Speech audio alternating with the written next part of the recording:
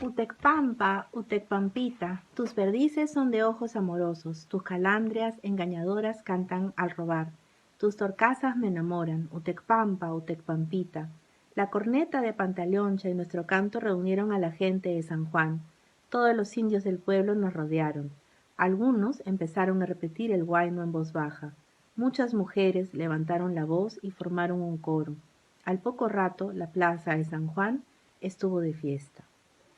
Ese es Arguedas, comenzando su cuento Agua. ¿Cuántos de nosotros no hemos estado alguna vez fuera de casa, lejos, y escuchado a lo lejos un saxofón, una trompeta, algo que nos recuerde y nos haga imaginarnos una banda de músicos, y con la banda de músicos remontarnos a una fiesta? ¿No es así? Hay una estrecha relación entre música y memoria, no solo por esta dimensión cognitiva y esta dimensión sensorial, en realidad, que nos hace acercarnos a los hechos, acercarnos a la historia de otra manera, sino que porque música y memoria son procesos, en realidad, que están estrechamente vinculados también con nuestras corporalidades, con nuestras identidades, son canales a través de los cuales siempre nos hemos comunicado y hemos expresado nuestros afectos, pero también lo que pensamos como personas, como seres humanos. El huayno ha cantado al amor como al desamor, y el huayno ha cantado también sobre los hechos de violencia. El pumpín ha cantado al amor como ha cantado sobre la gratuidad de la enseñanza, como ha cantado sobre violencia muchas veces. Las pampas de Huasguantu se llenan de feligreses y se llenan de gente que va a celebrar los carnavales, pero también se llenan de personas que a través de la música encontraron un vehículo para poder comunicar lo que les pasaba. Y esa es la tenue línea generalmente que ata los procesos musicales con la memoria.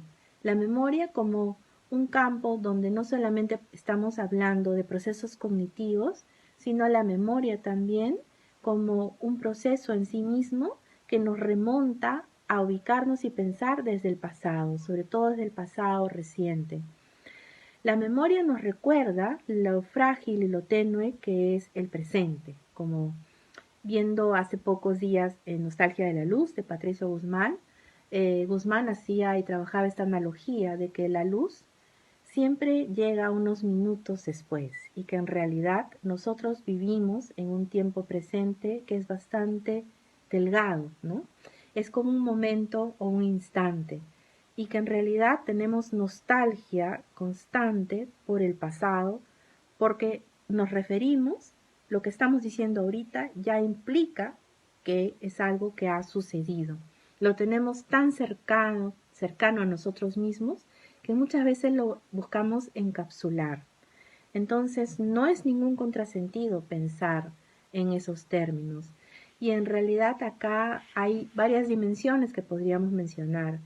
Y es que también la música como la memoria son dos campos de acción, son procesos y prácticas sociales que nos invitan también a conocer más de cerca la historia y a ver esas otras maneras como hemos podido aprenderla a través de nuestros cuerpos, ¿no es así? El cuerpo baila, pero el cuerpo también siente, el cuerpo también crea y el cuerpo también produce historia constantemente. La música nos da estos espacios y esta manera para poder alimentar nuestros espíritus, pero también para poder conocer nuestros procesos históricos.